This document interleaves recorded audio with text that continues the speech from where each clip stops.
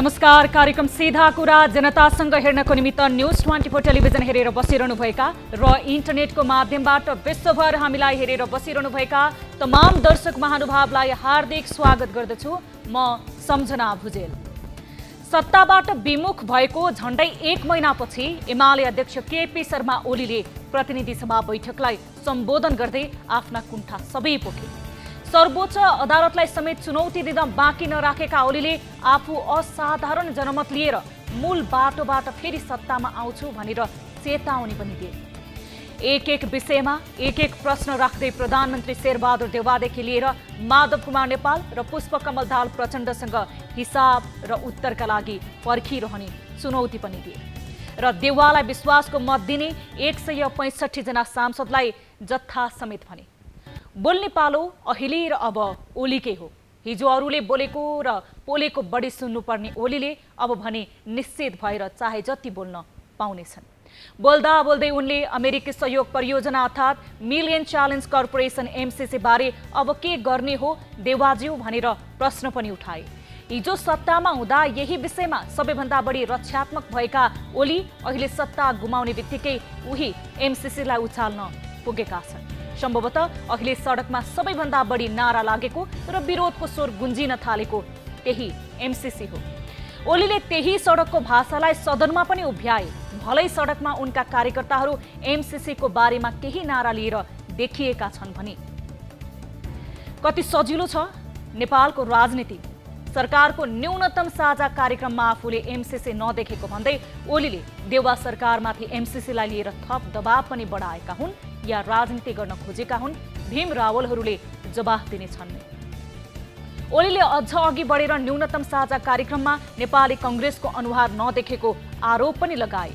ओलीले देउवातिर लक्षित गरेर उछिटिएर आफ्नो भागमा प्रधानमन्त्रीको पद आएको होइन भनेर जिस्काए पनि।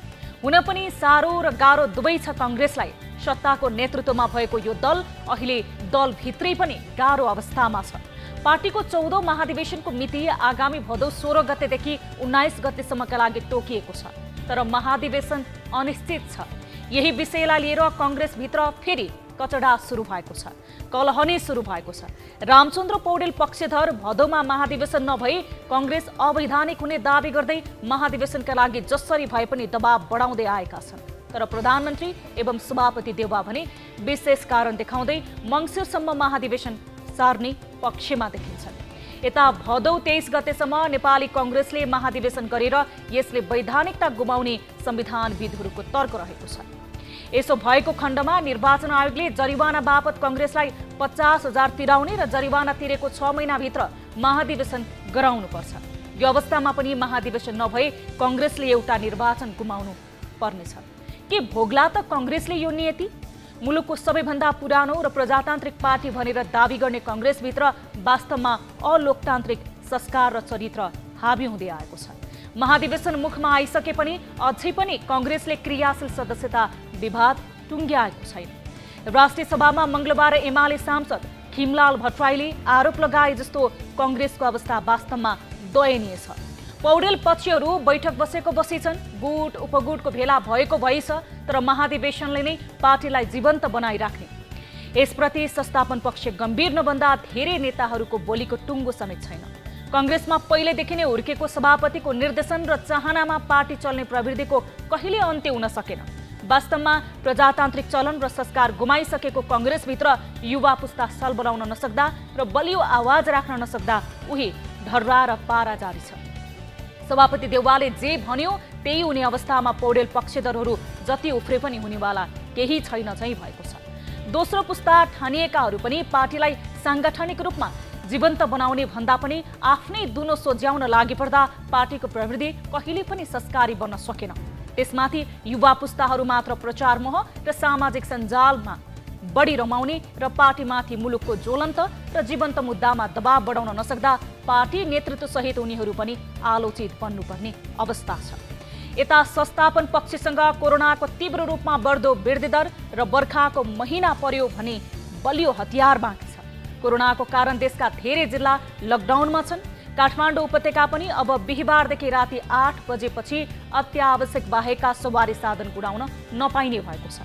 यस्तो अवस्थामा महाधिवेशनमा रातभर भेला भोज गर्नुपर्ने कङ्ग्रेसीहरूलाई कहाँ सजिलो छ। सभापतिज्यू सरकारको पनि नेतृत्वमा छन्। उनले अहिले नचाहेको यो महाधिवेशन मङ्सिरमा पुर्याउन साह्रो नपर्ला।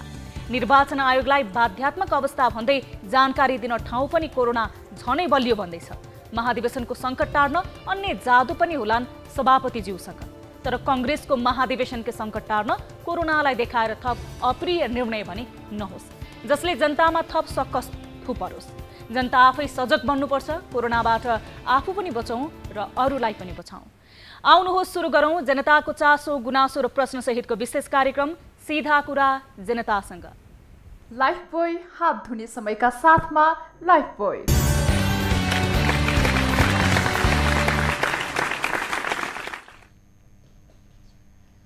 स्वागत छ दर्शक महानुभाव कार्यक्रम सीधा कुरा जनतासँगमा। आजको श्रृङ्खलामा पनि हामीले विभिन्न महत्त्वपूर्ण विषयवस्तुलाई समावेश गरेका छौँ। आज हाम्रो पहिलो विषय रहेको छ लामो समयदेखि देशमा कोरोनाको कहर जारी रहेको छ, जसको कारणले गर्दाखेरि बालबालिका नियमित रूपमा विद्यालयमा पुगेर पठन पाठन गर्न सक्ने अवस्था रहेको छैन। यो समयमा विद्यालयले बालबालिकालाई घरमै अनलाइन क्लास पढाएको लगायत अन्य परीक्षाको शुल्क भनेर अभिभावकको ढाड सेक्न पनि छोडिरहेको छैन। सिराहामा एउटा घटना घटेको छ कि भर्ना शुल्क भनेर पैसा नदिएको कारणले गर्दाखेरि अभिभावकले पैसा तिर्नलाई आनाकानी गरिसके पछाडि विद्यालयले लकडाउनको शुल्क नतिरेको भन्दै अभिभावकमाथि कुटपिट गरेको छ। उसो त सामुदायिक विद्यालय जहाँ माध्यमिक तहसम्मको शिक्षा निशुल्क भनेर सरकारले व्यवस्था गरेको छ, तर यो पूर्ण रूपमा अहिलेसम्म लागू भएको छैन। विद्यालयका प्रतिनिधिले अभिभावकलाई पिटेर मरासम्म हुने गरी अस्पताल नै भर्ना गराउनु पर्ने अवस्था सिर्जना गराएका छन्। यो सम्बन्धी रिपोर्ट रहेको छ सिराहाबाट हाम्रा टिभी जर्नलिस्ट दिलीप सहनीले पठाउनु भएको छ। यो रिपोर्ट आजको कार्यक्रममा प्राथमिकताको साथ हामीले समावेश गरेका छौँ र सम्बन्धित निकायसँग पनि कुराकानी गर्नेछौँ। यसको अलावा अहिले पनि दुर्गम जिल्लाहरूमा त यातायात सेवा सहज रूपमा पुगेको छैन। जो मानिसहरू सामान्य बिरामी हुँदासम्म एम्बुलेन्स पाउँदैनन् र जसले अहिले पनि महँगो शुल्क तिरेर हवाई माध्यमबाट उपचार गर्न आउनुपर्ने अवस्था सिर्जना भएको छ। यस्तै भएको छ तेह्रथुमको एउटा विषय आज हामीसँग रहेको छ। उपचारका लागि हेलिकप्टर चार्टर गर्नुपर्ने अवस्था सिर्जना भएको छ। ऋण धन गरेर कि त्यहाँ यातायातको सञ्जालबाट अहिलेसम्म तेह्रथुमका धेरैवटा ठाउँहरू जोडिन नसक्दाखेरि हेलिकप्टर चार्टर गर्नुपर्ने बाध्यात्मक अवस्था सिर्जना भएको छ, त्यो पनि सडकको शास्तिको कारणले गर्दाखेरि। यो विषय पनि आजको कार्यक्रममा हामीले समावेश गरेका छौँ र यस अलावा हामीसँग अन्य विषयवस्तुहरू पनि बाँकी रहेका छन्। विद्यार्थी सङ्गठनहरू जसले विद्यार्थीहरूको हक हितको लागि आवाज उठाउँदै आइरहेका छन्, शिक्षाको पद्धतिको लागि सुधारको लागि भनेर सम्बन्धित सरकार राख्ने निकायहरूलाई घचघचाउँछन् भन्ने नि ठुलो अपेक्षा लिएको छ। हुन त देशको धेरै राजनीतिक दलहरूमा विद्यार्थी सङ्गठनको योगदान रहेको छ, तर पनि अहिले विद्यार्थी सङ्गठनले विद्यालय कलेज तोडफोड गर्ने घटनाहरू भने यो गलत राजनीतिक अभ्यास सुरु भइरहेको छ र यो अभ्यास अहिलेसम्म निरन्तरता पाइरहेको छ यो विषयले। र विद्यार्थी सङ्गठनद्वारा क्याम्पस तोडफोडको विषय रहेको छ हामीसँग र यो रूपन्देहीको बुटोल स्थित लुम्बिनी वाणिज्य क्याम्पसमा भएको तोडफोडको प्रसङ्ग पनि आजको कार्यक्रममा हामीले समावेश गरेका छौँ। विद्यार्थी सङ्गठनले आफ्नो मागलाई क्रान्तिकारी ढङ्गको नाम दिँदै विद्यालयको भवन तोडफोड गर्दाखेरि त्यहाँको भौतिक संरचनामा क्षति पुगेको छ र जसले गर्दाखेरि त्यहाँ शान्तिपूर्ण वातावरणमा पढ्न पाउनुपर्ने विद्यार्थीहरूको अधिकार पनि हनन भइरहेको छ। यस सम्बन्धी विषयमा पनि हामी सत्य तथ्य बुझ्ने प्रयास गर्नेछौँ, सम्बन्धित निकायसँग कुराकानी गर्नेछौँ। यस अलावा हामीसँग अर्को एउटा रिपोर्ट पनि रहेको छ झापाको र झापामा अनियमितता भएको आशंका गरिएको छ। यस अगाडिका प्रधानमन्त्री केपी शर्मा ओली जो हुनुहुन्थ्यो, उहाँको गृह जिल्ला झापा र उहाँकै समयमा बजेट विनियोजन भएको थियो, तर त्यसको स्थानीय स्तरले कतै दुरुपयोग भएको हो कि भन्ने आशंका गरेका छन्। यो सम्बन्धी रिपोर्ट पनि रहेको छ। र यस अलावा कार्यक्रम अवधिभर तपाईँ दर्शक महानुभावले आफ्नो समस्या र गुनासो छ भने हाम्रो टोल फ्री नम्बर मार्फत जोडिन सक्नुहुनेछ भने यस्तै देश तथा विदेशमा हुनुहुन्छ र इन्टरनेटको पहुँच छ भने इन्टरनेटको माध्यमबाट पनि हामीसँग जोडिन सक्नुहुनेछ। कार्यक्रमको सुरुवात गरौँ ताली र गालीबाट। यसअघि हामीले उठाएको विषय थियो सरकारको न्यूनतम साझा कार्यक्रम मार्फत कालापानी समस्या समाधान गर्न राखेको प्रतिबद्धता कस्तो लाग्यो भन्ने प्रश्नमा 42.9% अर्थात् 503 जनाले ठिक लाग्यो भन्दै तालीमा र 57.1% अर्थात् 669 जनाले भने गफ मात्र होला भन्दै गालीमा मत जाहेर गर्नुभएको छ। यो मतलाई आधार मान्दा सरकारले कालापानीको विषयमा भारतसँग कुरा राख्छ भन्नेमा कमैले मात्र विश्वास गरेको पाइएको छ। त्यसैले पनि जनताको मत जित्न पनि सरकारले यस विषयमा न्यूनतम साझा कार्यक्रममा उल्लेख गरे जसरी भारतसँग कुरा राखोस् भन्ने सन्देश पनि यो मतले दिएको छ। अब ताली वा गालीको लागि आजको हाम्रो विषय रहेको छ सरकारले राति 8 बजेदेखि काठमाडौँ उपत्यकामा सवारी साधनमा लगाएको निषेध कस्तो लाग्यो? ठिक छ भन्नेले तालीमा र यो व्यवहारिक छैन भन्नेले गालीमा भोट गर्न सक्नुहुनेछ। भोटिङ सुरु हुन्छ अबबाट। हाम्रो पात्रोको एप्लिकेसन मार्फत तपाईहरूले आफ्नो अमूल्य विचार र प्रतिक्रिया दिन सक्नुहुनेछ। आम जनसरोकारको विषय र सार्वजनिक महत्त्व राख्ने विषयलाई हामीले कार्यक्रममा प्राथमिकताको साथ ताली वा गालीको प्रश्नमा निर्धारित गर्दै विषय छनौट गरेका छौँ र तपाईहरूले पनि आफ्नो महत्त्वपूर्ण सहभागिता देखाउन सक्नुहुनेछ हाम्रो पात्रो एप्लिकेसनको ताली वा गालीमा विचार र प्रतिक्रिया दिएर। अब यहाँहरूको ध्यान आकर्षण पहिलो विषयतर्फ गराउन चाहन्छु। आजको हाम्रो पहिलो विषय रहेको छ अभिभावक कुटिएको। सरकारले माध्यमिक तहसम्मको शिक्षा निशुल्क गरेको छ। सामुदायिक विद्यालयको हकमा लागू भएको यो सरकारी नीति अझै पनि धेरै विद्यालयमा पूर्ण रूपमा लागू हुन सकेको छैन। उता निजी विद्यालयको चरको शुल्कलाई लिएर लामो समयदेखि चरको बहस नै हुँदै आएको छ, तर पनि निजी विद्यालयको शुल्कमा मनपरी अझै हटेको छैन। त्यसमाथि लकडाउनको अवधिको शुल्क पनि धेरै निजी विद्यालयहरूले उठाउँदै आएका छन्। यस्तै सिराहाको एक निजी विद्यालयले लकडाउनको अवधिमा नपढाएको शुल्क समेत माग्दा नतिर्ने बताएका एक अभिभावक मडासन्न हुने गरी पिटिएका छन्। उनी मात्र होइन, परिवारका अन्य 4 सदस्य पनि सक्त घाइते भएका छन्। पिट्ने प्रिन्सिपल घटना लगत्तै फरार छन्। पिटिएका अभिभावक र उनकी छोरीको स्थानीय अस्पतालमा उपचार हुन नसकेपछि विराटनगर स्थित न्यूरो अस्पताल लगिएको छ। सिराहाबाट हाम्रा टिभी जर्नलिस्ट दिलीप सहनीले पठाएको रिपोर्ट हेरौँ। प्रिन्सिपलको कुटाईबाट अभिभावकको हात भाँचियो। सिराहाको मिर्चैया नगरपालिका 10 मथलेश्वर स्थित श्री राजदेवी अंग्रेजी बोर्डिङ स्कुलका प्रिन्सिपल राजकुमार शाहले आफ्नै विद्यार्थीका अभिभावकलाई शुल्क नतिरेको भन्दै कुटपिट गरेका छन्। प्रिन्सिपलको कुटाईबाट ती परिवारका 1 जनाको हातको जोर्नीको हड्डी खुस्किएको साथै ती परिवारका अन्य 4 जना घाइते भएका छन्। प्रिन्सिपल शाहले अभिभावक अशोक शाहसँग लकडाउन अवधिको 5000 शुल्क मागेका थिए, तर लकडाउन अवधिको शुल्क कसरी तिर्नु भनेपछि दुई बीच विवाद भएको थियो। लकडाउनको अवधिमा बोर्डले अध्ययन अध्यापन सबै बन्द गराएको थियो। त्यसैले अभिभावक शाहले रकम तिर्न नसक्ने भनेपछि बोर्डिङ स्कुलका प्रिन्सिपल शाहले गाली गलौज गर्दै कुटपिट गरेका थिए। परिवारका अन्य सदस्यमाथि पनि कुटपिट। अशोकमाथि कुटपिट भइरहेको देखेपछि छुटाउन गएका परिवारका अन्य सदस्यमाथि पनि प्रिन्सिपल शाहले कुटपिट गरेका थिए। कुटपिटबाट अशोककी श्रीमती सुनिता देवी शाह, छोरी सरिता शाह र अर्की छोरी अञ्जली शाह पनि घाइते भएका छन्।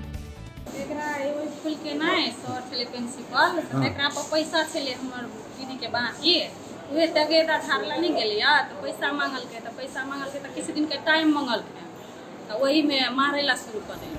कुटाईबाट घाइते अभिभावक र छोरीलाई विराटनगर पठाइयो। प्रिन्सिपलको हेलमेटको कुटाईबाट अभिभावक अशोक कुमार शाह र उनकी छोरी सरिताको अवस्था गम्भीर छ। अशोकको टाउकोमा चोट लागेको छ भने छोरी सरिताको हात भाँचिएको र टाउको पनि फुटेको छ। उनीहरू दुवैलाई मिर्चैया स्थित स्थानीय अस्पतालमा उपचार सम्भव नभएपछि विराटनगर स्थित न्यूरो अस्पतालमा रिफर गरिएको छ। वहाँ चाहिँ झगडा हुँदा उहाँले छोडाउन जाँदा उसको हात रक्षा गर्न टाउकोमा चाकु लिएर पनि हानेको छ। उहाँलाई चाकु लिएर पनि अब चाहिँ अर्कोजना चाहिँ त्यहाँ छुटाउन जाँदा चाकु हेराउँदा चाहिँ कोही चाहिँ त्यहाँ गएको छैन। पछिबाट म पनि त्यहाँ गएको छु। म नै गएर उहाँलाई मेरो कृष्ण छ। यता घटनापछि प्रिन्सिपल शाह फरार छन्। उनको खोजी कार्य भइरहेको मिर्चैया इलाका प्रहरी कार्यालयले जनाएको छ। यो घटनापछि राजदेवी बोर्डिङ नै बन्द गरेर अन्य शिक्षक तथा कर्मचारीहरू बोर्डिङबाट बाहिरिएका छन्। दर्शक महानुभाव, राजदेवी बोर्डिङ स्कुल जो सिराहामा रहेको छ, जसका प्रिन्सिपलले प्रधानाध्यापकले अभिभावकले लकडाउनको शुल्क तिर्न आनाकानी गरिसके पछाडि एक विद्यार्थीको अभिभावकलाई मरासन्न हुने गरी पिटेका छन् र ती अभिभावक अहिले विराटनगर स्थित न्युरो अस्पतालमा रहेका छन् उपचारको क्रममा। कोरोनाको यो कहरमा धेरै आर्थिक पाटोहरू सबल हुन सकेनन् र धेरैले रोजगारी गुमाएको कारणले गर्दाखेरि नपढाएको समयको कसरी शुल्क तिर्ने भनेर अभिभावकले आनाकानी गरिसके पछाडि प्रधानाध्यापकले पिटेको र उनी फरार रहेको हामीले जानकारी प्राप्त गरेका छौँ। यस विषयमा हामी थप जानकारी लिनेछौँ। यति बेला हामीसँग जोडिनु भएको छ टेलिफोन सम्पर्क मार्फत जिल्ला प्रहरी कार्यालयका प्रवक्ता डिएसपी सुभाष बुढाथोकी। हामी उहाँसँग कुराकानी गर्नेछौँ। डिएसपी साहब नमस्कार, स्वागत छ यहाँलाई कार्यक्रम सीधा कुरा जनतासँगमा। धन्यवाद, नमस्ते। लकडाउनमा नपढाएको शुल्क पनि मागिँदो रहेछ अनि तिर्दिन भन्दा प्रिन्सिपलबाट अभिभावक पिटिएछन्। यो घटनालाई कसरी अनुसन्धान गरिरहनु भएको छ? यो हिजो दिउँसो लगभग अन्दाजी 1 बजेको घटना हो। हजुर। मिर्चैयाको एउटा राजदेवी इङ्ग्लिस बोर्डिङ स्कुलका प्रिन्सिपल रामकुमार शाहले स्थानीय अशोक शाहलाई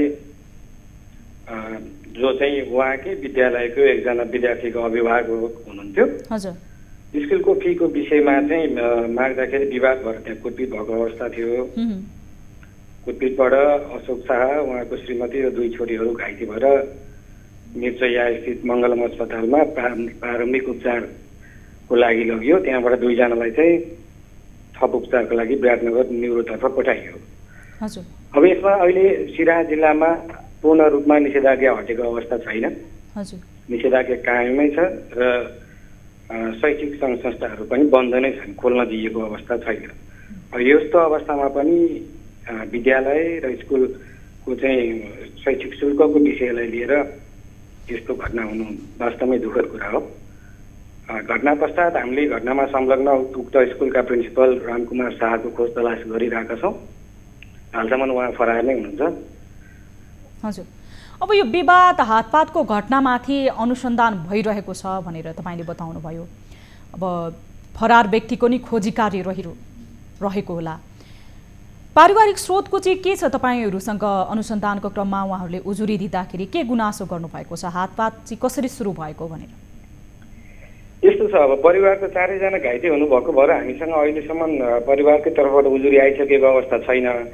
हामीले प्रारम्भिक अनुसन्धान गर्दाखेरि चाहिँ अब यो स्कुलकै चाहिँ शैक्षिक शुल्ककै विषयमा लिएर भएको इस्यु भएकोले चाहिँ घटनामा संलग्न जो फरार व्यक्ति हुनुहुन्छ उहाँको चाहिँ खोज तलास गरिरहेका छौँ।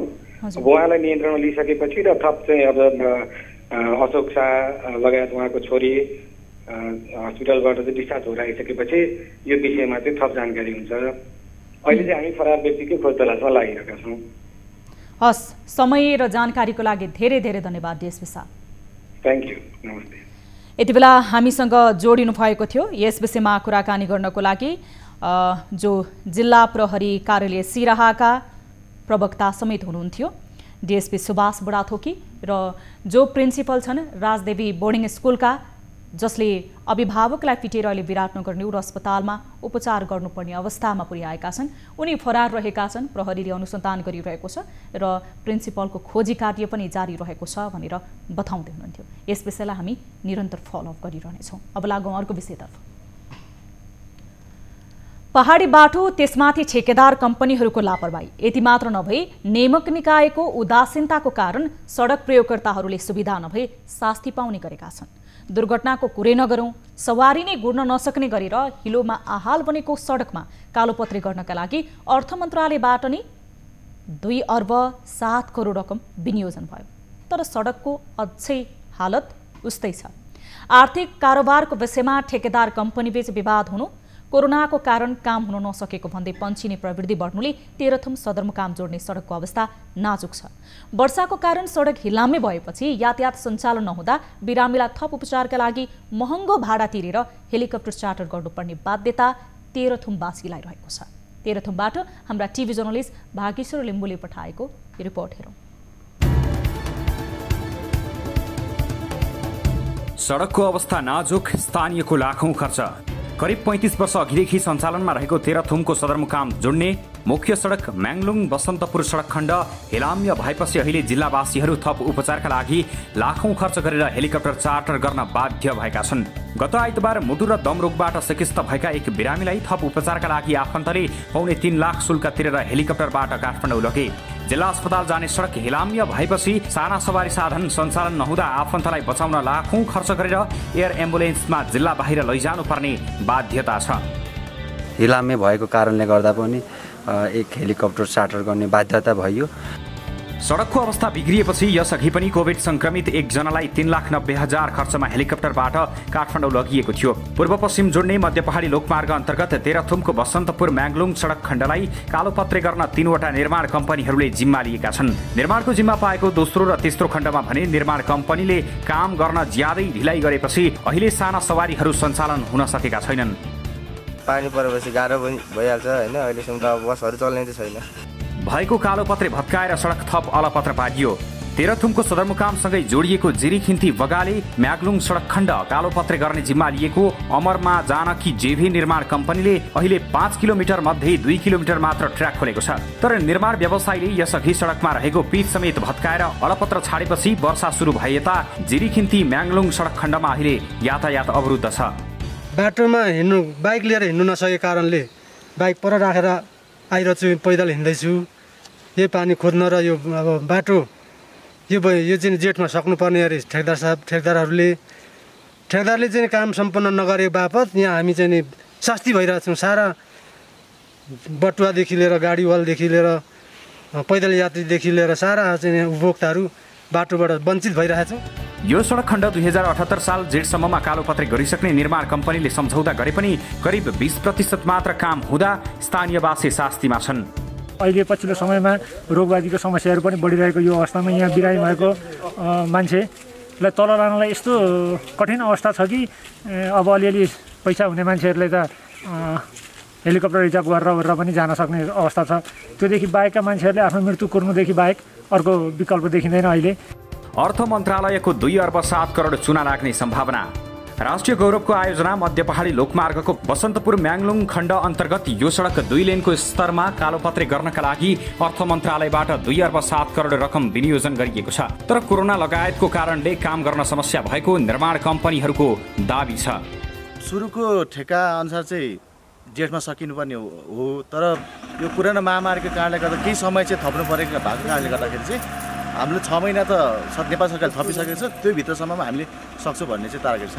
बसन्तपुर म्याङलुङ सडक खण्डको पहिलो खण्ड कालिका भविश्वर जेवी कन्स्ट्रक्सनले कालोपत्रे गर्ने काम सुरु गरेको छ। यस्तै दोस्रो खण्डको लसुने जिरीखिन्ती बगाले सडक खण्ड 10.5 किलोमिटर आशिष आश्रय जेभी निर्माण सेवाले सडक विस्तार गर्ने र बेस बिछ्याउने काम गरे पनि अहिले सडक हिलाम्य भएर क्षतविक्षत भएको छ।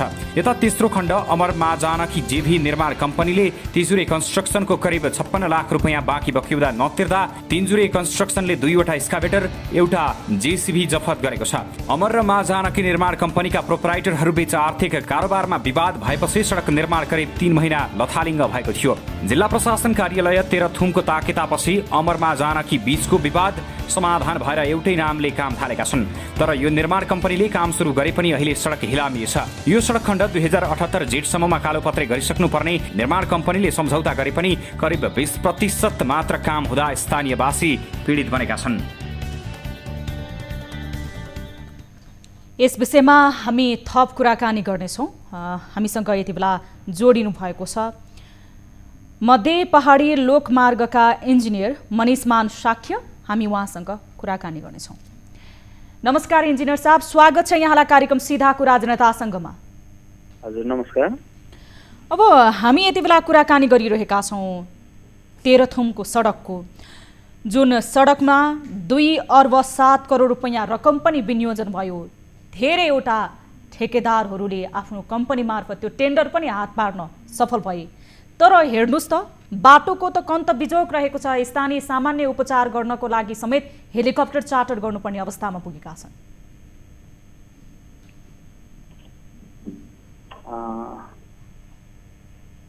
हेलो, सुनिरहनु भएको छ इन्जिनियर साहब? हजुर हजुर हजुर। यो विषयमा जस्तै अब हाम्रो यो बसन्तपुर म्याङ्लुङ सडक खण्ड हाम्रो पुष्पलाल मध्य पहाडी सडक खण्ड हो। 1776 किलोमिटर मध्येको 26 किलोमिटरको यो सेक्सन हो र यो सेक्सनलाई चाहिँ सिंगल लेन रोडबाट डबल लेन सडकमा स्तरोन्नति गर्ने क्रममा नै भौगोलिक बनावटको कारणले गर्दाखेरि अन्य सडक खण्डको भन्दा उच्च स्तरको गुणस्तरको कालोपत्रे सडकमा स्तरोन्नति गर्नको लागि ठेक्काद्वारा डिजाइन भएको थियो। अब यसको डिजाइनमा टोटल पेभमेन्ट थिकनेस अन्य सडक खण्डको भन्दा फरक रहेको छ। यसको टोटल पेभमेन्ट थिकनेस हाम्रो 60 सेन्टिमिटर रहेको छ, जसमा सब ग्रेडको माथि क्यापिङ लेयर, सब बेस, बिबिएम, अस्फाल्ट गरेर टोटल हाम्रो पेभमेन्ट थिकनेस 60 सेन्टिमिटर रहेको छ। र जुन यो ठेक्का व्यवस्थापन पश्चात 2076 जेठबाट यसको निर्माण कार्य सुरु भएको हो र हालसम्म आउँदाखेरि यो निर्माण अवधिमा 2 पटक कोभिड महामारीको कारणले गर्दाखेरि 10 महिना जति निर्माण अवधि प्रभावित भएको छ र बाँकी समयमा चाहिँ अहिलेसम्म हेर्दाखेरि बसन्तपुरबाट म्याङ्लुङतर्फ 6 किलोमिटर हामीले कालोपत्रे सम्पन्न गरिसकेका छौँ र बाँकी 6 किलोमिटर ग्राभल पनि सम्पन्न भइसकेको छ। त्यसरी तपाईँको 26 किलोमिटर सडक मध्ये अधिकांश सडक खण्डमा यातायात सहज नै रहेको छ, तर 8वटा स्थानहरूमा गरेर करिब हाम्रो 1500 मिटर जति सडक खण्ड चाहिँ हाम्रो क्षति भएको छ। यो वर्षाको कारणले गर्दाखेरि, पहिरोको कारणले गर्दाखेरि क्षति भएको हो।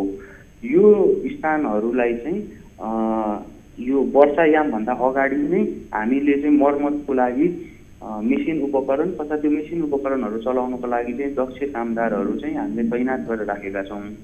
र यो वर्षाको कारणले आउने पहिरो र यो पहिरोलाई पन्छ्याएर सडक फेरि पुनः मर्मत गरेर यातायात सञ्चालन गर्नमा हामी निरन्तर लागिरहेका छौँ।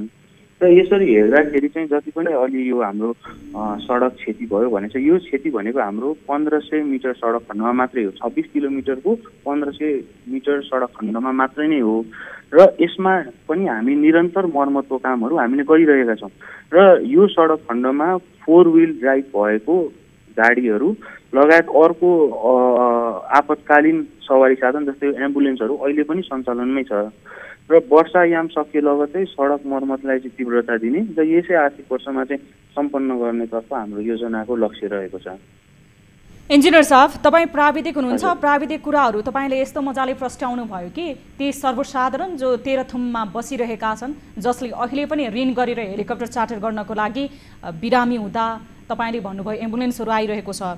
1500 मिटर सडक मात्र त्यहाँ क्षतिग्रस्त रहेको छ। बर्खाको कारणले 10 महिना त कोभिडको कारणले गर्दाखेरि निर्माण कार्य भएन। अहिले निर्माण कार्य गर्नको लागि हामीले प्राविधिक सामग्रीहरू लिएर आएका छौँ, मेसिनरी सामानहरू त छन्, तर दक्ष जनशक्ति छैनन् भनेर। अब यो सडक बनाउने जिम्मा पाएका यी ठेकेदार कम्पनीहरूले यसै गरी बाहना गरिरहने हो भने कहिलेसम्म छुट दिने? अनि लापरवाही चाहिँ उहाँहरूबाट भएको छैन? जस्तो हामीले स्थलगत रूपमा रिपोर्ट बनाएर प्रस्तुत गर्दाखेरि हामीले रिपोर्टमा यहाँका स्थानीयले दिएको आवाजलाई प्रतिनिधित्व गर्ने हो भने ठेकेदार कम्पनीको आफ्नै किसिमको लापरवाहीको कारणले गर्दाखेरि पनि सडकको अवस्था यो किसिमको भएको हो भनेर उहाँहरूको गुनासो छ। उहाँहरूले भन्नुभएको कुरामा आंशिक सत्यता हो। निर्माण व्यवसायीको आन्तरिक केही समस्याहरूले गर्दाखेरि चाहिँ 3वटा प्याकेजमध्ये एउटा प्याकेजमा केही समस्याहरू देखिएको हो। त्यो हाल समस्या समाधान पनि भइसकेको छ र यो वर्षायाम सकिए लगतै निर्माण कार्य फेरि सुचारू गरेर सम्पन्न गर्नेतर्फ उहाँहरू प्रतिबद्ध पनि हुनुहुन्छ। ठेकेदार कम्पनीहरूले तपाईँलाई प्रतिबद्धता चाहिँ दिनुभएको छ? योभन्दा अगाडि कोभिडको बाहना उहाँहरूसँग थियो, अब अहिले बर्खाको बाहना रहेको छ र तपाईँ प्राविधिक पनि हुनुहुन्छ। कोभिडकै समयमा पनि धेरै स्थानहरूमा खासमा भन्यो भने सडक निर्माणको कार्यहरू त कोभिडकै समयमा सबैभन्दा धेरै भएको थियो र बर्खायाम भन्नुभयो, सबैभन्दा धेरै विकास निर्माण र सडक सञ्जालको लागि बजेट विनियोजन हुने र असारे काम सुरु हुने नै बर्खायाममा हो। यो सम्बन्धमा चाहिँ यो रेडिमेड बाहना जस्तो लागेन? यो समय यो जुन तपाईँले अहिले भन्नुभएको विषयमा तपाईँले अब स्थानीय स्तरमा बुझ्नुभयो भने कोभिडको कारणले गर्दाखेरि बसन्तपुरदेखि म्याङ्लुङसम्मको सडक खण्डको 3वटा कन्स्ट्रक्सन लेबर क्याम्पहरू चाहिँ हामीले सिज गरेका थियौँ। 100 भन्दा बढी हाम्रो लेबरहरूमा चाहिँ कोभिड सङ्क्रमणहरू देखिएपछि जसलाई स्वास्थ्यमा धेरै समस्या भएको थियो उहाँहरूलाई म्याङ्लुङ नगरपालिकाको सहयोगमा बनाइएको सिंहबाहिनी यो आइसोलेसन सेन्टरमा लगेर पनि राखिएको। पहिलो लहरको कोभिडमा कि दोस्रो लहरको अहिलेको रिसेन्ट कोभिडमा? यस्तो छ, पहिलो लहरको कोभिडमा त स्थानीयहरूबाट चाहिँ अवरोध आइसकेपछि लेबरहरूलाई स्थानीय प्रशासनको सहयोगमा पासै जारी गरेर उहाँहरूको घर घरसम्म पनि पुर्याउने काम भएको छ। किनभने त्यतिखेर कोभिड फैलिएपछि लेबर अथवा बाहिरबाट आएका व्यक्तिहरूबाट चाहिँ यो सङ्क्रमण झन् अझै फैलिने कारणले गर्दा निर्माण कार्य झन् बन्द नै भएको थियो त्यो बेलामा। र दोस्रो लहरको कोभिडको बेलामा चाहिँ निर्माण कार्य त हाम्रो सञ्चालनमा त रह्यो, तर लेबर क्याम्पहरूमा चाहिँ यो कोभिडको लक्षणहरू देखेपछि 3वटा लेबर क्याम्प, एउटा डाँडाखर्कको, जिरी यो काँडे र तपाईँको चाहिँ हाम्रो म्याङ्लुङमा भएको 3वटा लेबर क्याम्पहरू चाहिँ हाम्रो सिज नै भएको हो। त्यसपछि चाहिँ निर्माण कार्य पनि प्रभावित भएको थियो। र जुन हजुरले भन्नुभयो यो असारको विकासको विषयमा, हामीले यो असारको पहिलो हप्तासम्म हामीले कालोपत्रेको कामहरू गरेका थियौँ र वर्षा सुरु भएसँगै हाम्रो कालोपत्रेको कामहरू चाहिँ हामीले अहिले रोकेर अहिले हामीले यातायात सञ्चालनमा मात्रै ध्यान दिइरहेका छौँ। र यो असार अब ठेकेदार कम्पनीले सीमित समय अवधिमा त्यो ठेक्का सक्छु भनेर लिएको होला। 3वटा ठेकेदार कम्पनी त्यहाँ आबद्ध रहेछन् यो सडक निर्माण गर्नको लागि। तपाईलाई लाग्छ यही किसिमले काम भयो भने स्थानीयले सुविधा सम्पन्न सडक समयमा पाउँछन्, स्थानीयले यो किसिमको गुनासो गर्नु पर्दैन अनि ठेकेदार कम्पनीले पनि बहाना नबनाइकन काम समयमा सम्पन्न गर्छ जस्तो लाग्छ? यो विषयमा अहिले पनि हजुरले स्थलगत निरीक्षण गर्नुभयो भने बसन्तपुरदेखि म्याङ्लुङतर्फ 6 किलोमिटर कालोपत्री सडक हामीले सकि नै सकेका छौँ।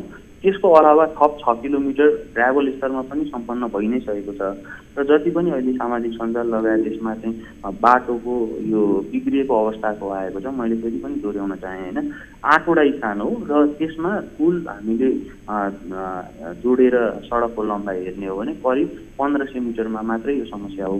र यो स्थानमा पनि हामीले वर्षायाम सुरु हुनुभन्दा अगाडि सडक मर्मत सबै हामीले गरेका छौँ र अहिले पनि हाम्रो निरन्तर हामी मर्मत गरिरहेका छौँ र यो पहिरो पन्स्याएर बाटो मर्मत गरेर फेरि हामीले त्यो बाटोलाई चाहिँ यातायात सञ्चालनमा चाहिँ हामीले ल्याएका छौँ।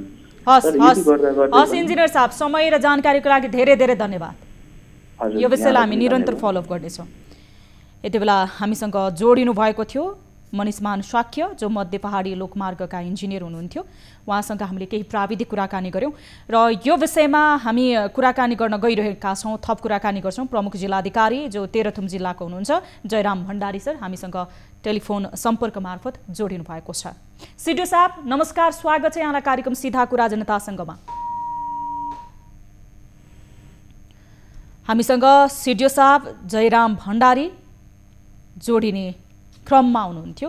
हामी यही विषयमा कुराकानी गर्ने क्रममा रहेका थियौँ कि प्राविधिक रूपमा इन्जिनियरले त बताउनु भयो कि कोभिडको कारणले, त्यसै गरी असारको यो बर्खायामको कारणले, दक्ष जनशक्ति र प्राविधिक मेसिनरी सामानहरूको कारणले गर्दाखेरि समयमा बाटो निर्माण हुन नसकेको र 1500 बाटोमा चाहिँ क्षति पुगेको भनेर उहाँले बताइरहनु भएको थियो। तर निमक निकाय हामीले प्रमुख जिल्लाधिकारीज्यूसँग पनि यस विषयमा कुराकानी गर्न गइरहेका छौँ। हामीसँग सिडिओ साहब पुनः टेलिफोन सम्पर्क मार्फत जोडिनु भएको मैले जानकारी प्राप्त गरेको छु। नमस्कार सिडिओ साहब, स्वागत छ यहाँलाई कार्यक्रम सीधा कुरा जनतासँगमा।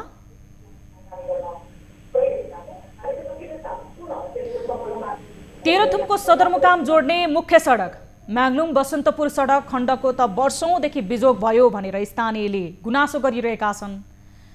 यो सडकको विषयमा यहाँलाई जानकारी छ?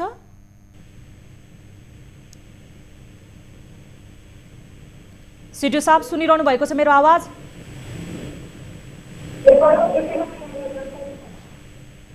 म आएपछि अब यहीँको प्रमुख जिल्ला अधिकारी भएको नाताले पनि मैले मोबाइलमा चाहिँ सुनेको छैन है। सिडिओ साहब कृपया तपाईले टेलिभिजनको साउन्डलाई अफ गरिदिनु भयो भने चाहिँ हाम्रो आवाज स्पष्ट रूपमा सुन्नुहुनेछ।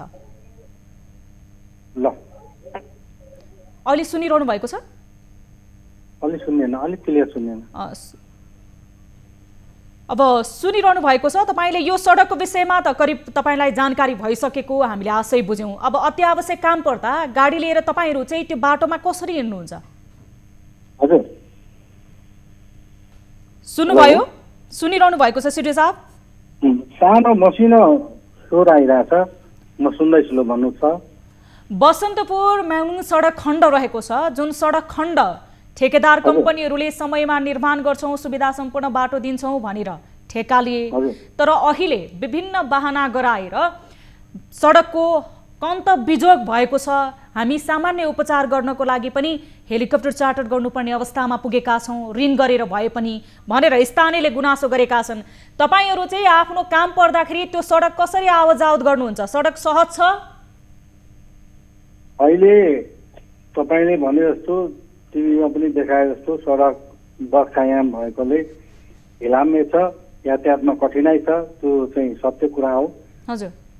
तर दोस्रो कुरो जुन भन्नुभयो नि, सडक यातायात बन्द भएर हिँड्न नहुने भएर कठिनाइ भएर आम मानिसहरू चाहिँ हेलिकप्टरद्वारा मात्रै आफ्नो उपचारको लागि पनि जानुपर्ने जहाँसम्म कुरा गर्नुभएको छ, त्यो चाहिँ अस्ति भर्खरै एकजना 95 वर्षको यही म्याङलुङ 6 नम्बर वडाको नरबहादुर लिम्बू, उहाँ ब्रिटिस लाउरे पनि हो, त्यो सुविधा प्राप्त पनि गर्नुभएको। योभन्दा अगाडि पनि उहाँ त्यसरी नै सुविधा लिएर उपचारको लागि काठमाडौँ जाने गर्नुभएको र उहाँको परिवारहरू घर पनि काठमाडौँमा छ भन्ने बुझेको छु। त्यो कारणले त्यही प्रतिनिधिमूलक होइन, तर अप्ठ्यारो पर्दा जानुपर्छ, सुविधा पाउँदा लिनु पनि पर्छ। यसको हकमा मैले यति भने, बाटो चाहिँ समस्यामूलकै छ। यो 71 ठेकदारहरूले ठेक्का लिएको बाटो हो। पटक पटक वर्षौँ भइसक्यो, 5-7 वर्ष 8 वर्ष नै भइसक्यो। म आएदेखि पनि उहाँहरूलाई चाहिँ पुरानो रुङ्गो खालको चाहिँ बाटो यातायातको विगतका वर्षहरूमा पनि यहाँका जनताले भोगिराखेको दुःख, यी कुराहरू सुनिसकेपछि म आफै लागेर उहाँहरूलाई खोजी कति अघि समाचारमा पनि आयो, यो त्यसो 1, 2, 3 नम्बर भन्छौँ हामी चाहिँ 3 जना ठेकदारहरूले लिनुभएको छ। यसमा हामीले यो बर्खा यामभन्दा अगाडि त्यसलाई चाहिँ सुधार गर्न भरमग्दुर कोसिस गरियो, तर सफलता प्राप्त हुन सकेन। केही खण्ड अघि इन्जिनियर साहबले भनिहाल्नु, म त्यतातिर दोहोऱ्याउँदिनँ। तर हामी अहिले अप्ठ्यारो स्थिति भए पनि यहाँ मेसिनहरू सधैँ छन्, उहाँहरूका प्रतिनिधि मान्छेहरू यहाँ बस्नु भएको छ। हामी प्रहरी प्रशासन, यहाँको म्याङलुङ नगरपालिकाको मेयर साहब होइन, सबैको सहयोगले हामीले बहुत दुःखका साथ पनि हामीले त्यो यातायातलाई सहजीकरण गरेका छौँ। अब छ्याप्पै बन्द भएको होइन, यो दुःख चाहिँ छ। हस्, समय र जानकारीको लागि धेरै धेरै धन्यवाद सिडी साहब। धन्यवाद यहाँलाई पनि। यति बेला हामीसँग जोडिनु भएको थियो तेह्रथुमका प्रमुख जिल्लाधिकारी जयराम भण्डारी र सडकको त्यो कन्तबिजोग अवस्था केही हदसम्म हो र यो सडकको स्तर उन्नतिको लागि र सडकलाई सहज रूपमा त्यहाँ स्थानीयको पहुँच पुर्याउनको लागि निर्माण कम्पनीले निर्माण गरिरहने सरकार निकाय हामीहरू जहिले पनि पहल गरिरहेका छौँ भनेर जानकारी गराउँदै हुनुहुन्थ्यो। कार्यक्रम सीधा कुरा जनतासँगमा एकैछिन छोटो ब्रेक, हेर्दै रहनुहोला न्युज 24 टेलिभिजन। लाइफबोय हात धुने समयका साथमा लाइफबोय।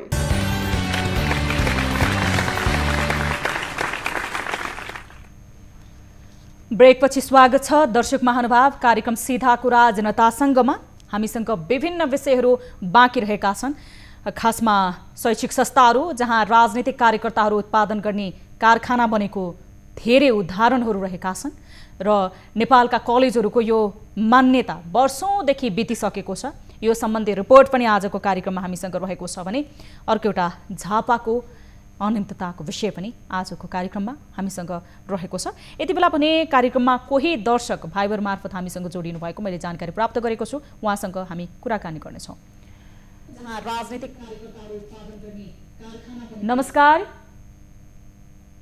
र नेपालका कलेज। नमस्कार, कहाँबाट को बोल्दै हुनुहुन्छ? तपाईको समस्या के रहेको छ? कृपया तपाईले टेलिभिजनलाई म्युट गर्न सक्नुहुन्छ?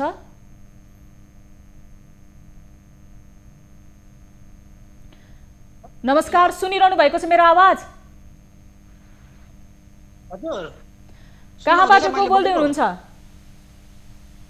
हजुर म मलेसियाबाट हो।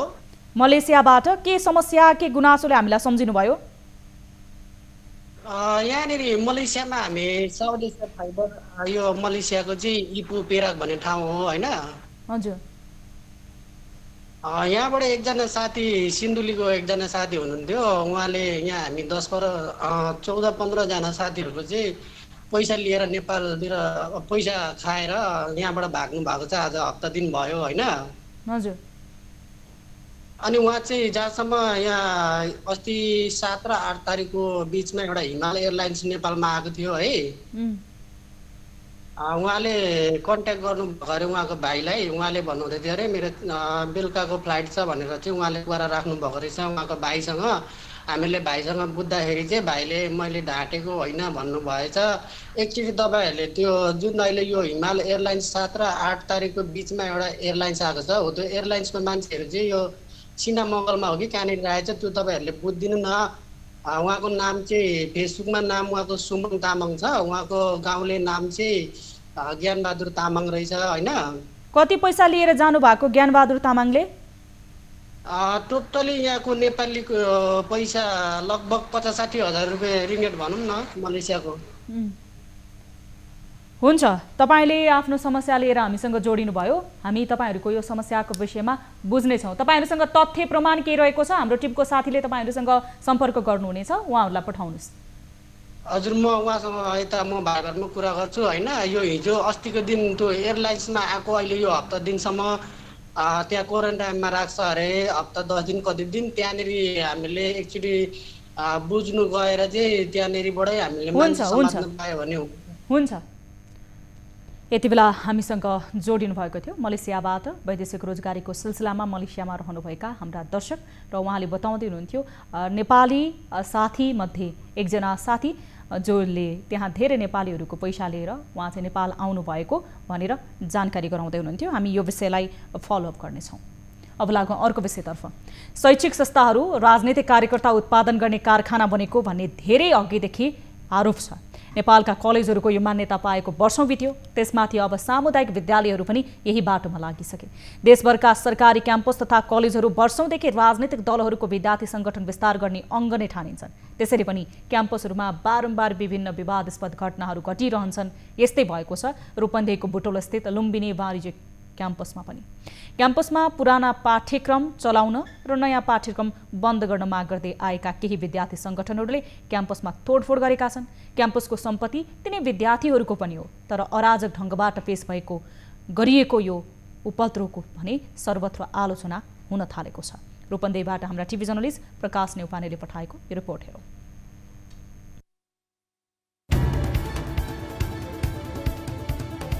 विद्यार्थीले गरेको तोडफोडको सर्वत्र आलोचना। नेभी संघ र अखिल क्रान्तिकारीले बुटवल स्थित लुम्बिनी वाणिज्य क्याम्पसमा तोडफोड गरेका छन्। मंगलबार बिहान मोटरसाइकलमा आएका नेभी संघ र अखिलका नेता कार्यकर्ताले क्याम्पसमा तोडफोड गरेका हुन्। क्याम्पसले सञ्चालन गर्ने कार्यक्रमका बारेमा अनावश्यक विवाद झिकेर शैक्षिक स्थानमा तोडफोड गरेको भन्दै विद्यार्थी संगठनको चर्को आलोचना भइरहेको छ। संगठनका नाममा विद्यार्थीहरूले अराजकता निम्त्याएको भन्दै उनीहरूको आलोचना भइरहेको हो।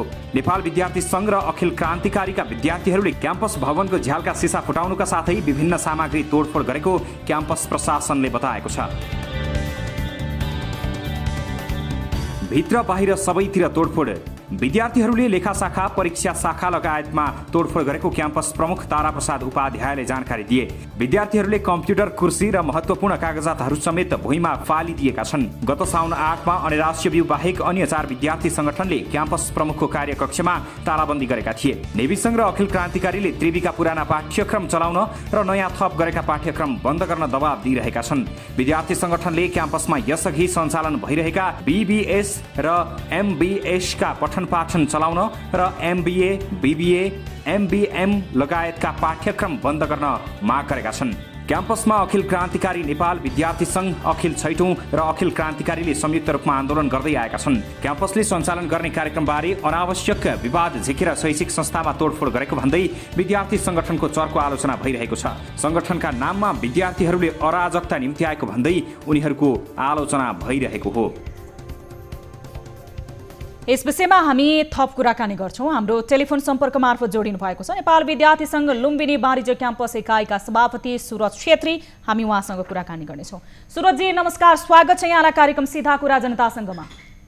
धन्यवाद हजुर। अब कुनै पनि कुरामा चित्त नबुझे विद्यार्थी नेताहरूले पनि क्याम्पसमा तोडफोड नै गर्ने भनेर तपाईहरुले यो संस्कार विकास गर्नुभएको कि अघिल्लो पुस्ताहरूको संस्कारलाई नै अनुसरण गर्नुभएको? हैन, यस्तो त हामी कहिले पनि थिएनौँ। हामीले क्याम्पस प्रशासनलाई बेला बेलामा औँला ठाडो पारिसकेका थियौँ। विद्यार्थीहरूको मागहरू पहिल्यैदेखि नै पुरा भएको थिएन। गरिब दुखी विद्यार्थीले पढ्ने भनेर खोलेको क्याम्पसलाई चाहिँ गरिब दुखीबाट चाहिँ वञ्चित गराएको थियो क्याम्पसले। त्यस कारणले गर्दा हामी आज आन्दोलन गर्न बाध्य भएका छौँ। सुरजजी, तपाईले अब गरिब दुखी जेहेन्दार त्यहाँ विद्यार्थी भनेर बताउनु भयो। ती विद्यार्थीको हक हितको लागि हामीले क्याम्पस प्रशासनलाई पटक पटक विभिन्न माध्यमबाट ध्यानआकर्षण गराएका छौं भनेर। तपाईहरुको त सबैभन्दा ठूलो आपत्ति जहाँ तपाईहरुले विद्यालयको भौतिक सामग्रीहरू तोडफोड गर्नुभएको छ नि, यो आपत्ति त तपाईहरुको त पाठ्यक्रमलाई लिएर रहेछ। हाम्रो यस्तो छ, जुन वास्तवमा जुन हाम्रो एमबीएस को जुन फर्म लास्ट फर्म 18 गतेसम्म थियो हाम्रो। पाठ्यक्रम प्रति किन तपाईहरुको आपत्ति? आपत्ति त हाम्रो यो अटोनोमस जुन कोर्स छ नि, त्यो कोर्सप्रति टोटली आपत्ति छ हाम्रो। किनकि आफ्नै कोर्स हुन्छ, आफ्नै सिलेबस हुन्छ, आफै चेक गर्छन् क्वेसन टिचरहरूले सबै। अनि तपाईको त्यो मार्क्स पनि आफ्नै तरिकाले दिइन्छ। त्यसकारणले गर्दा यो राजनीतिकरण बढी भएको छ त्यस क्याम्पसमा। त्यसकारणले गर्दा यो हाम्रो आन्दोलन जारी छ। त्यो राजनीतिको उपज त तपाईहरु पनि हो नि, विद्यालयको तपाईहरुले त्यो विद्यालय कलेजको एकैछिन क्याम्पसको मात्र त्यो सम्पत्ति थिएन नि त। तपाईहरु जस्तै विद्यार्थी तपाईको अभिभावकहरुबाट उठाएको सम्पत्तिबाट त त्यो कलेज सञ्चालन भइरहेको थियो। भौतिक सम्पत्ति जुन तपाईहरुले तोडफोड गर्नुभयो त्यो त तपाईहरुको पनि थियो हैन। त्यो हाम्रो थिएन भन्ने हाम्रो कर्तव्य हैन। हामीले भन्न खोजेको मात्र के हो, जब हिजोका दिनमा जुन विद्यार्थीले 525 मा मन्थली फी तिरेर पढिरहेको थिए, अबको विद्यार्थीले चाहिँ तपाईको मिनिमम पनि 7000 देखि 10000 को रेसियोमा पढ्न जान्छ जुन सेमेस्टर प्रणालीको पढाइ छ। र तपाईको हाम्रो क्याम्पसले चाहिँ ट्युको कोर्स, पुरानो कोर्स भयो, ओल्ड कोर्स भयो, यो कोर्सले चाहिँ विद्यार्थी पार लाग्दैन। विभिन्न क्याम्पसले चाहिँ ट्युको कोर्स पढाएर चाहिँ एकदम उत्कृष्ट नतिजा ल्याइरहेछन्, विभिन्न ठाउँमा झारी खाइरहन्। तर हाम्रो क्याम्पस प्रशासनले के भन्छ भन्दाखेरि तपाईको चाहिँ ट्युको कोर्स पुरानो भयो, यो कोर्सले कुनै पनि विद्यार्थीले पार लाग्दैन भन्ने जस्तो कुरा गर्छ। त्यसकारणले गर्दाखेरि हामी आज आक्रोशित भएका हौँ। अब आक्रोशित भएका हौं भनेर तपाईहरु कति सहजै स्वीकार्नुहुन्छ?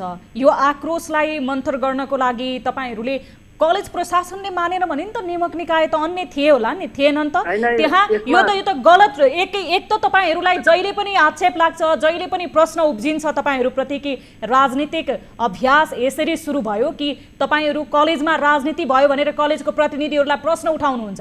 तर विद्यार्थीहरु नै संगठन खोलेर खुलेआम राजनीति गर्छन्। त्यहाँ कोही विद्यार्थी तपाईले भन्नुभयो गरिबको लागि हामीले बोलिरहेका छौं, जेहेन्दार छात्रको लागि भनेर कोही विद्यार्थी शान्तिपूर्ण वातावरणमा पढ्न आएको छ भने त्यो विद्यार्थीलाई त तपाईले गरेको हरकतले पनि त त्यहाँ खलल पुग्यो नि। हैन, अहिले त सरकारी क्लासहरु रनिङ छैन, त्यसकारणले गर्दाखेरि तपाईले त्यो जवाब गर्न पाउनुहुन्न। तर मेन कुरो जुन छ, जुन सेमेस्टर प्रणालीको जुन क्याम्पसले चाहिँ आफ्नो एकल ढंगबाट लान खोजिरहेको छ, त्यो हामीलाई कदापि स्वीकार हुने छैन। र 4 लाख 5 लाख 6 लाख 8 लाख सम्मका कोर्स जुन हाम्रो क्याम्पसमा तपाईहरुको लागि अर्को शान्तिपूर्ण कुनै मार्ग थिएन? कलेजकै सम्पत्ति तोडफोड गर्नु भन्दा भए यो हामीसँग थुप्रै मार्गहरु थियो। हामी पटक पटक विज्ञप्ति फालेको थियौं। तपाईको सञ्चालन समितिको कक्षमा ताला लगाइन्, प्रशासनको कक्षमा ताला लगाइन्, विभिन्न सेक्टर प्रमुखको कक्षमा चाहिँ ताला लगायौँ हामीले। हाम्रो माग सुनाइ भएन। 18 गते हाम्रो डेट पनि सिद्धियो। धन्ना टियुले चाहिँ अहिले चाहिँ एमबीएस को चाहिँ तपाईको चाहिँ फेरि म्याथ थपेछ 30 गतेसम्म गराएको छ। त्यसकारणले गर्दाखेरि हामी बाध्य भएर अडिग भइरहेको थियौँ। गर्दा गर्दा पनि हामीसँग क्याम्पस प्रशासन सञ्चालक समिति मिटिङ नबसेको कारणले गर्दाखेरि हामी आज बाध्य भएका हौँ। तर विद्यार्थीहरूले आफ्नो तरिकाले बुझ्ने जरुरी छ सबैले कि टियुको कोर्स भनेको कुनै नराम्रो कोर्स छैन। उहाँहरूले चाहिँ टियुको कोर्समाथि प्रश्न चिन्ह खडा गर्नुभएको छ। कलेजले गरेको हरेक निर्णयको तपाईहरुलाई जवाफदेहिता खोज्नुहुन्छ। फेरि तपाईहरु आफै पाठ्यक्रमदेखिको लिएर हरेक कुराहरुमा राजनीतिक मिसाउनुहुन्छ। अब तपाईले बाध्यताले हामीले तोडफोड गरेका हौं भन्ने अवस्थामा पुग्नु भएको छ। तपाई लगायत अन्य साथीहरु हुनुहुन्छ जसले राजनीतिक दलको एउटा एजेन्डा जस्तो बोकेर चाहिँ कलेज प्रशासनको सम्पत्ति तोडे भन्ने लागेको छ। तर आफ्नै कलेज सम्पत्ति कलेजकोमा त्यहाँ भएको सम्पत्ति तोडिरहनु भएको छ। अब कलेज प्रशासनले तपाईहरुको यो माग पूरा गर्छ त? अब यो तोडिसके पछाडि भौतिक रूपमा तपाईहरुले तोडेर अब पावर त देखाइसक्नु भयो। हजुर, अब हामी सम्बन्धित निकायमा सञ्चालक समितिमा क्याम्पसका विभिन्न अङ्गहरू छन्, उद्योग वाणिज्य सङ्घ सभाको व्यापार सङ्घ छ, यहाँको मेयरदेखि लिएर पार्टी विभिन्न पार्टीको मातहतमा चाहिँ क्याम्पस चलिरहेको छ। सबै निकायमा पुर्याउने छौँ। हामी आफै स्वयं अब टियुमा पनि एउटा विज्ञप्ति लेटर लिएर संयुक्त सङ्गठन भएर जानेछौँ। हामी एउटा प्रतिबद्धता जनाएका छौँ एकबद्ध। यो तोडफोड पछाडि तपाईँहरूले जुन किसिमले त्यहाँ भौतिक तोडफोड गर्नु पर्यो नि आफै पढेको कलेजमा, हजुर कलेजका प्रतिनिधिहरूले चाहिँ के भन्नुभएको छ? त्यहाँको कार्यकारीहरूले तपाईँहरूसँग केही छलफल गर्नुभएको छ? उहाँहरूले केही कुरै गर्नुभएको छैन हामीसँग। अब तपाईँहरूको भावी कदम भनेको टियुसम्म तपाईँहरू पुग्नुहुन्छ, त्यहाँको राजनीतिक दल त्यसै गरी अन्य सम्बन्धित सरोकार राख्ने निकायहरूसँग छलफल गर्नुहुन्छ, पहिला तोडफोड अनि पछि छलफल? होइन तपाईँको हामी छलफल त हामी धेरैचोटि बसिसक्यौँ, छलफलको कुनै टुङ्गै नलागेको कारणले गर्दाखेरि हामीले यहाँसम्म बाध्य भयौँ। अब विश्वस्त हुनुहुन्छ टुङ्गो लाग्छ यो तोडफोड गरिसकेपछि? अब आशा गरौँ लाग्ने छ एक खालको टुङ्गो। तपाईँहरूको अपेक्षा पुरा भएन भने फेरि पनि तोडफोड सुरु गर्नुहुन्छ? अब हाम्रो अपेक्षा पुरा भएन भने सायद क्याम्पस चाहिँ 1 वर्षको लागि बन्द हुन्छ, तर चाहिँ विद्यार्थीहरूले चाहिँ पढ्न पाउन चाहिँ सुनिश्चित गर्न पर्छ। विद्यार्थीको भविष्यमाथि खेलबाड चाहिँ गर्न भएन क्याम्पस पर्छ। क्याम्पस 1 वर्षसम्म तपाईँहरू ठप्प पार्ने योजनामा हुनुहुन्छ? हामी एकदम छौँ। यदि विद्यार्थीले बीबीएस एमबीएस कुनै पनि टियुको कोर्सहरू पढ्न पाएन भने हामी क्याम्पस ठप्प पार्ने चेतावनी दिन चाहन्छौँ। कुन नियम कुन आधारमा टेकेर तपाईँ भन्दै हुनुहुन्छ? तपाईँको विद्यार्थी सङ्गठनसँग तपाईँहरूसँग त्यो अधिकार छ 1 वर्षसम्म क्याम्पस ठप्प गर्ने? अगर विद्यार्थीले पढ्न पाएन 5,000 विद्यार्थीहरूले वञ्चित भयो, पढाइबाट वञ्चित भयो भने, गरिब दुखीको विद्यार्थीलाई रोकियो भने, आखिर औँला ठडाउने काम गर्यो भने हामी विद्यार्थीले त के को लागि आखिर? विद्यार्थी तपाईँ बताउँदै हुनुहुन्छ तपाईँ क्याम्पसबाट पढेर हुर्किरहेका छौँ। हामी त्यो संस्कार सिकिरहेका छौँ। सुरजजी तपाईँ बताइरहनु भएको छ, तपाईँले संस्कार सिकिरहेका छौँ भनेर भन्नुभयो, तर भावी पुस्तालाई तपाईँहरूले पनि संस्कार सिकाइरहनु भएको छ। विद्यार्थी कलेज प्रशासनको गलत नियतको कारणले गर्दाखेरि पढ्न पाएनन्, समय सान्दर्भिक रूपमा उनीहरूले पाठ्यक्रम सञ्चालन नगर्दाखेरि भनेर तपाईँहरू एकतिर राम्रो पक्षमा हामी उभिएका छौँ भन्नुहुन्छ, अर्कोतर्फ तपाईँहरूले नै 1 वर्ष कलेज ठप्प गर्दा पढ्न चाहने विद्यार्थीहरू मर्कामा पर्दैन? तपाईँहरूले चाहिँ राम्रो गर्नुभएको हो यो निर्णय? हामीले चाहिँ अटोनोमस कोर्स बाहेक टियुको कोर्स सबै सञ्चालनमा ल्याउने छौँ, तर चाहिँ यदि टियुको कोर्सै पढ्न पाएनन् भने विद्यार्थीले त्यो सेमेस्टर पढेको त्यो महँगो कोर्स पढेर कुनै पनि विद्यार्थी खुसी छैनन्। हामीले बेन्च मार्किङ गरौँ, यदि बेन्च मार्किङ गरेर पनि अटोनोमसका विद्यार्थी खुसी छन् भने हामीले क्याम्पसमा कुनै पनि कारणमा दुःख दिने छैनौँ।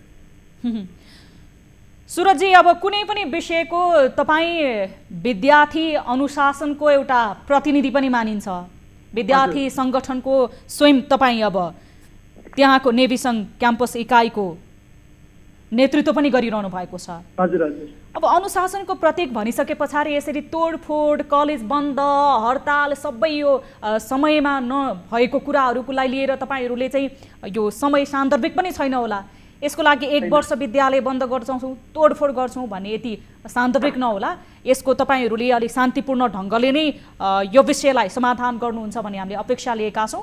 धेरै धेरै धन्यवाद। धन्यवाद धन्यवाद। यति बेला हामीसँग जोडिनु भएको थियो यही विषयमा कुराकानी गर्नको लागि सुरज छेत्री जो सभापति हुनुहुन्थ्यो नेभी सङ्घ क्याम्पस इकाइका, उहाँसँग हामीले कुराकानी गऱ्यौँ र यति बेला हामीसँग कुराकानी गर्नको लागि हामीले निरन्तर टेलिफोन सम्पर्क गरेका थियौँ क्याम्पस प्रमुख जो लुम्बिनी वाणिज्य क्याम्पस रूपन्देहीका हुनुहुन्थ्यो डाक्टर ताराप्रसाद उपाध्याय, उहाँलाई सम्पर्क गरिरहेका थियौँ, यद्यपि उहाँसँग सम्पर्क हुन सकेन। अब लागौँ अर्को विषयतर्फ। पदमुक्त हुन 5 दिन अघि तत्कालीन प्रधानमन्त्री केपी शर्मा ओलीले सरकारले गरेको विवादास्पद निर्णयले हदबन्दीको जग्गाको विषयलाई लिएर वर्षौंसम्म नकारात्मक असर पार्ने सम्भावना देखिएको छ।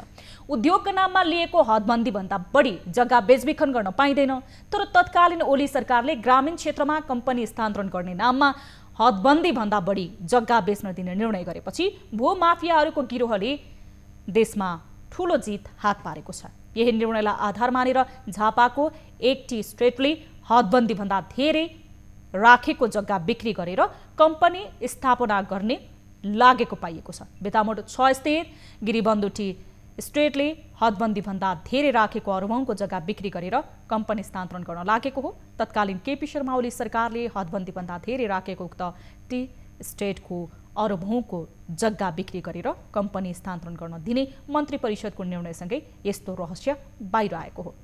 यो निर्णयलाई टेकेर गिरिबन्धु टी स्टेटले 33 अर्ब 60 करोडको जग्गा बिक्री गर्ने तयारी सुरु गरेको छ। झापाको व्यापारिक केन्द्र बनेर फैलिएको बिर्तामोड नजिक रहेको चिया बगानमा अब चियाका बुट्टाहरू नभई आलिशान महलहरू र व्यापारिक कम्प्लेक्सहरू देखिने निश्चित छ। झापाबाट हाम्रो टिभी जर्नलिस्ट युवराज आचार्यले पठाएको रिपोर्ट हेरौँ। भूमि सम्बन्धी ऐनको ठाडो उपहास। कानुनी रूपमा उद्योग सञ्चालनका लागि राखिएको हदबन्दी भन्दा धेरै रहेको जग्गा बिक्री गर्न पाइँदैन। कुनै कम्पनी बन्द हुने अवस्था आएमा उद्योगको प्रयोजनका लागि प्रयोग गरिएको भन्दा धेरै जग्गा सरकारको नाममा जाने व्यवस्था भूमि सम्बन्धी ऐनमा छ। मन्त्री परिषदबाट निर्णय गराउने पटक पटकको प्रयास असफल भएपछि भूमाफियाहरूको गिरोहले हदबन्दी भन्दा बढी राखेको जग्गा सट्टापट्टा तथा स्थानान्तरण सुविधाका लागि भूमि सम्बन्धी ऐन 2021 नै संशोधन गराउन लबिङ गरेको थियो। उनीहरूसँगको साँठगाँठकै आधारमा ओली नेतृत्वको सरकारले ऐन नै संशोधन गरेर हदबन्दी भन्दा धेरै जग्गा बिक्री गर्ने बाटो खोलेको हो। यसरी हदबन्दी भन्दा धेरै राखिएको अरबौंको जग्गा बिक्री गरेर दुर्गममा जग्गा खरिद गर्न दिने ओली सरकारको निर्णयले त्यहाँ कार्यरत चिया मजदुर समस्यामा परेका छन्।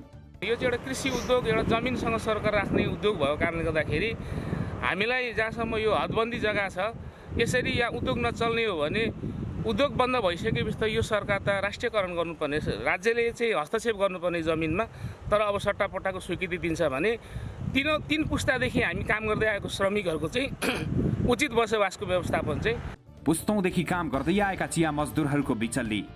4 पुस्तादेखि सोही कम्पनीमा काम गर्दै आफ्नो गुजारा चलाउँदै आएका चिया मजदुरहरू कम्पनी स्थानान्तरण भएको अवस्थामा घरबार विहीन बन्ने अवस्था आउने भन्दै दुखेसो पोख्छन्। 3 पुस्ता 4 पुस्ता भइ गरे काम गरेको 40 वर्ष भइसक्यो। हामीले पाउने हक दियोस्। बाउ बाजेदेखि भनेपछि त 4 पुस्ता भइसक्यो। अनि हामीले पाउने हक दियोस्, त्यसको सम्पत्ति जेसुकै गरोस्, मतलब छैन हामीलाई। उहाँहरूले बगान फाड्छु अब के अरे बिक्री भइसक्यो भनेर भन्दा त हामी त त्यति सजिलै त मान्दैनौँ सर। हाम्रो पनि पाउनुपर्छ नि, हामीले पाउने अधिकारहरू हामीले पाउनुपर्छ। ओली सरकारको निर्णय अपारदर्शी। केपी शर्मा ओली प्रधानमन्त्रीबाट पदमुक्त हुनुभन्दा 5 दिन अघि 24 असारमा बसेको मन्त्री परिषद बैठकले कम्पनी स्थानान्तरणका नाममा हदबन्दी भन्दा धेरै जग्गा बिक्री गर्न दिने निर्णय गरेको हो। 29 असारमा ओली पदमुक्त भएर शेरबहादुर देउवा प्रधानमन्त्री नियुक्त भएका थिए। हदबन्दी भन्दा धेरै राखिएको जग्गा बिक्री गरेर दुर्गममा स्थानान्तरण गर्न जग्गा खरिद गर्न दिने सरकारको निर्णय अपारदर्शी भएको अखिल नेपाल ट्रेड युनियन महासंघ प्रदेश 1 इन्चार्ज भूपाल सापकोटा बताउँछन्। धेरै मान्छेहरूले त्यहाँबाट रोजगारी पनि पाए, धेरैलाई राम्रो पनि भयो। चिया भनेर चिनाउने नेपाललाई चाहिँ एउटा बाहिर निकासीमा चाहिँ ठुलो योगदान गर्ने क्षेत्र पनि बन्यो। तर अहिले राज्यले नै किन चाहिँ ऐन संशोधन गरेर यसलाई चाहिँ बाहिर लैजाने, यसलाई अर्को ठाउँमा स्थानान्तरण गर्ने निर्णय गरेको छ, यो राज्यको नै अपारदर्शी हो भन्ने हामीलाई लागेको छ। कम्तीमा 33 अर्ब 60 करोडको जग्गा बेचिँदै गिरिबन्धुको नाममा झापाको बिर्तामोड र अर्जुनधारा नगरपालिकामा 280 बिघा जग्गा छ। महँगो मूल्यको यो जग्गा बेचेर दुर्गमको सस्तो ठाउँमा कम्पनीका लागि जग्गा किन्ने गिरिबन्धुको योजना छ। पूर्व पश्चिम राजमार्गको उत्तर र दक्षिणमा करिब 500 मिटर जग्गा जोडिएको छ, जहाँ कट्ठाकै 1 करोड बढी पर्छ। त्यस्तै भित्री भागमा पनि औसत 60-70 लाख रुपैयाँ प्रति कट्ठाका दरले खरिद बिक्री हुने गरेको छ। यस हिसाबले कम्तीमा 33 अर्ब 60 करोडको जग्गा बिक्री गर्न गिरिबन्धुको योजना छ। दर्शक महानुभाव, यस विषयमा कुराकानी गर्नको लागि हामीले टेलिफोन सम्पर्क गरेका थियौं। भीष्म पौडेल जो समाजसेवी हुनुहुन्थ्यो, त्यसै गरी छत्रबहादुर गिरी जो डाइरेक्टर हुनुहुन्थ्यो गिरिबन्धु टी स्टेटका, उहाँसँग हामीले टेलिफोन सम्पर्क गरेका थियौँ। यद्यपि उहाँहरूसँग सम्पर्क हुन सकिरहेको छैन। कार्यक्रम सीधा कुरा जनतासँगको निर्धारित समय सकिएको छ। यो विषयलाई हामी निरन्तर फलोअप गर्नेछौँ। कुनै पनि समस्यामा रहनु भएको छ र गुनासो रहेको तपाईसँग छ भने हामीसँग हाम्रो टोल फ्री नम्बरमा सम्पर्क गर्न सक्नुहुनेछ। तपाईले सम्पर्क गर्दा पैसा लाग्ने छैन। 1660 011 2424 98 015 7 2424 98 84 011 037 मा कल गर्न सक्नुहुनेछ। देश तथा विदेशमा हुनुहुन्छ र इन्टरनेटको पहुँचमा हुनुहुन्छ भने भाइबर, व्हाट्सएप र यसै गरी हाम्रो अफिसियल फेसबुक पेज र युट्युब मार्फत पनि तपाईहरू हामीसँग आफ्नो गुनासो र समस्या लिएर जोडिन सक्नुहुनेछ। कार्यक्रम सीधा कुरा जनतासँगबाट म सम्झना भुजेल बिदा माग्दछु। हेर्दै रहनुहोला न्यूज 24 टेलिभिजन। हामी निरन्तर न्यूजमा छौँ। नमस्ते।